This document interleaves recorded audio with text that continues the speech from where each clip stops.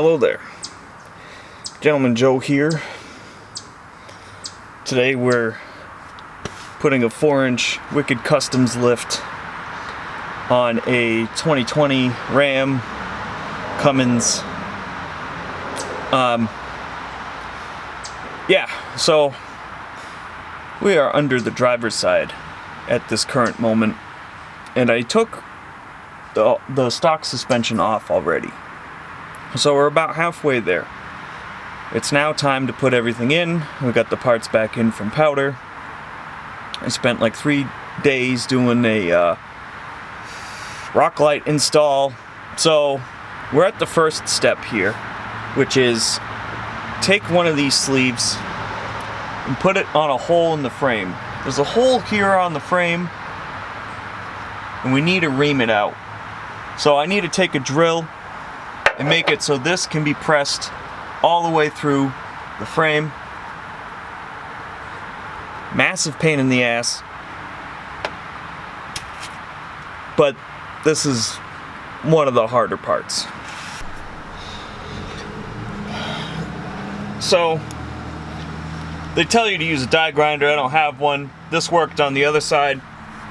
So because these amp steps are wonderfully right in the fucking way, you have to like snake it in and around, and then we just start drilling.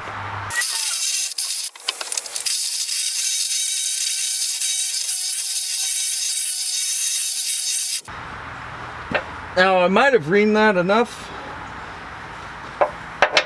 that we could hammer it in.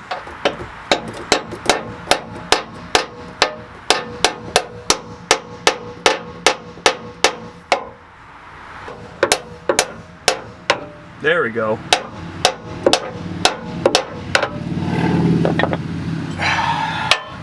Now we take this long ass bolt and we suck it in.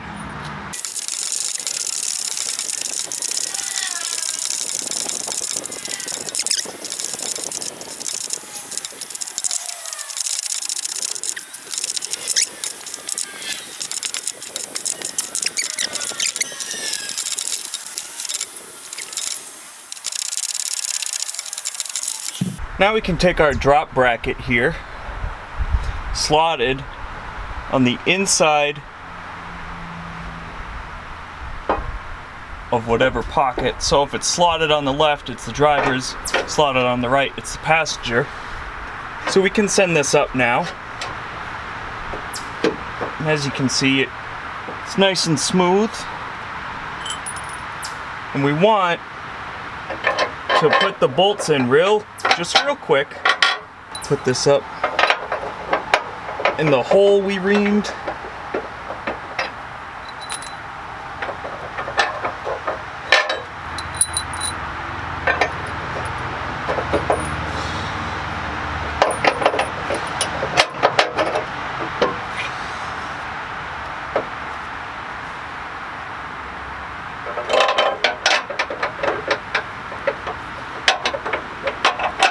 Okay, everything's basically all set. As you can see here, there's a hole on the Wicked Customs lift. We need to mark that hole and drill it. It's a 1/2 inch hole. So there we go. The unfortunate part is that now we need to take the drop bracket off.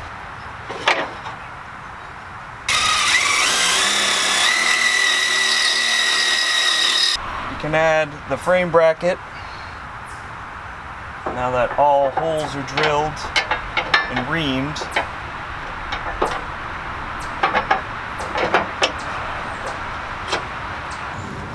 So Wicked Customs supplies these bolts. They have a bag labeled frame bolt and pocket bolt. However, none of my bags are labeled, so I had to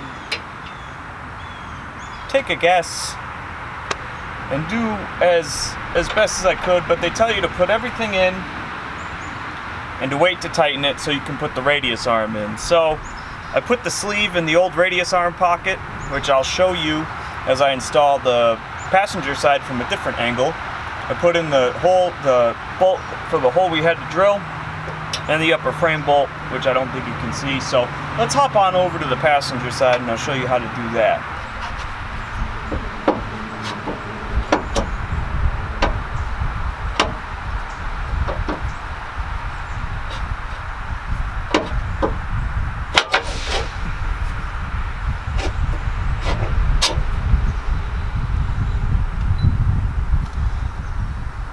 So they tell you not to put a washer on the inside.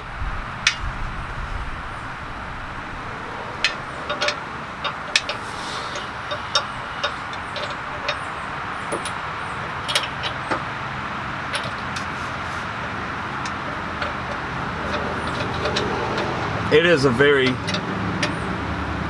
very tight gap up in there.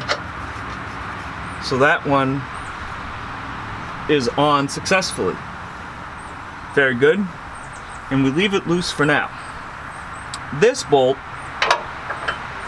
like I said, none of my bolts were actually labeled, which is annoying, to say the least.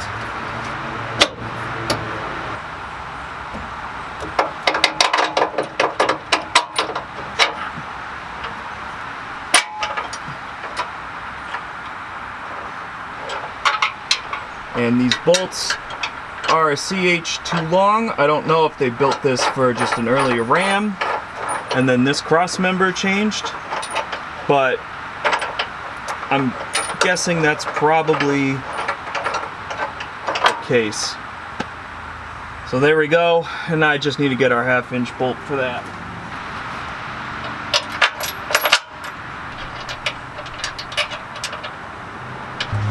So we have to take the panhard bar off, track bar, whatever you want to call it. So basically just zip it off here, and then we got to take this whole bracket off.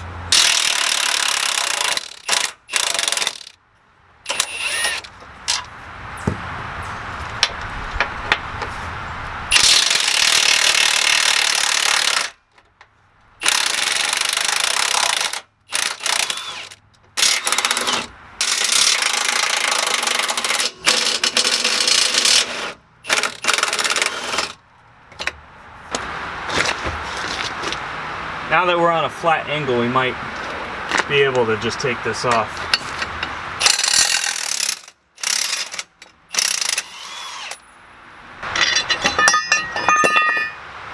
Perfect.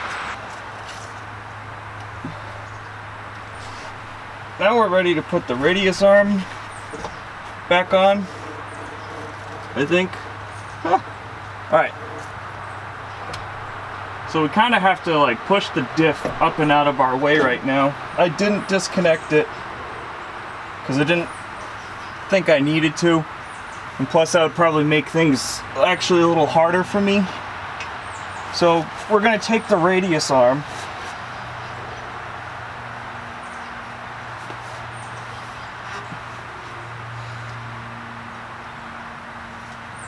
Very carefully. The only reason why this was removed was to powder coat it. And we basically have to straddle it in place.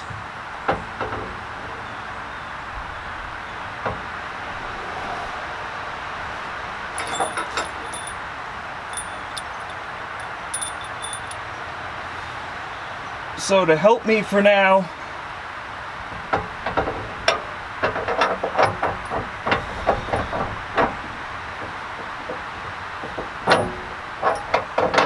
I'm just going to put the bolt in just to give me a hand so I can swing it up onto the axle.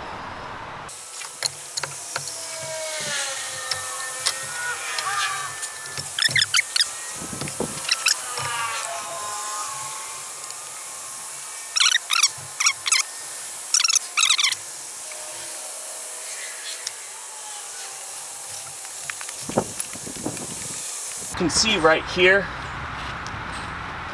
where it's hanging me up, it's stuck on the bushing. So I have to jack it up and kind of shimmy it over this way. Shouldn't be too difficult.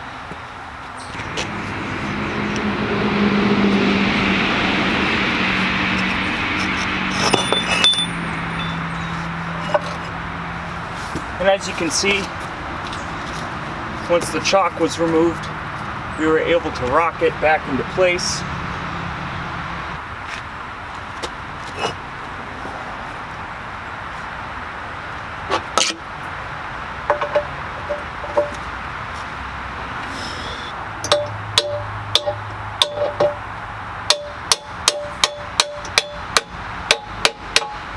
There we have it. The radius arm is now in. Now it's time to put the passenger radius arm in.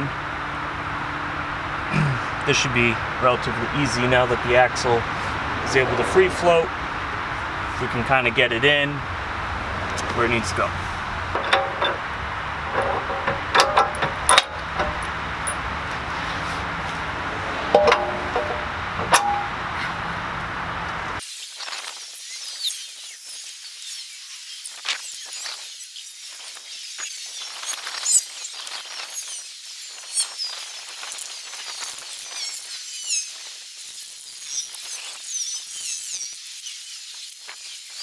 So now we're ready to put the springs in, radius arms, everything's done.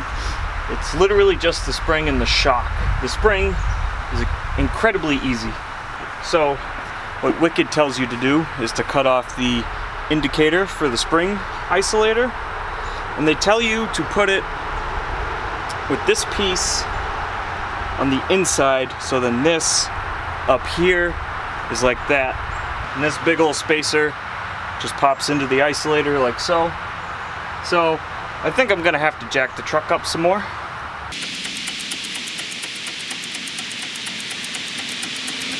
Now that that's in place, we ever so gently want to let the truck down.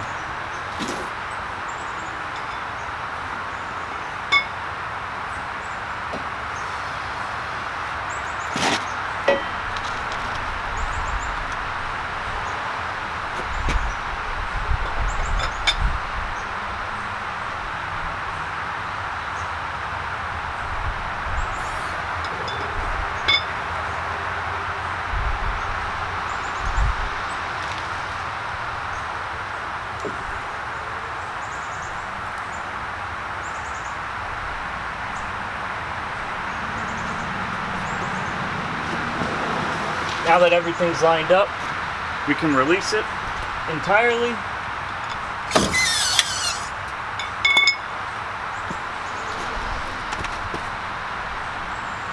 I'll jack it up a little bit more and swing that so it's better, but that's it. You just gotta bolt the shock in. Now before we put the driver's side completely apart, we gotta put this track bar drop bracket in.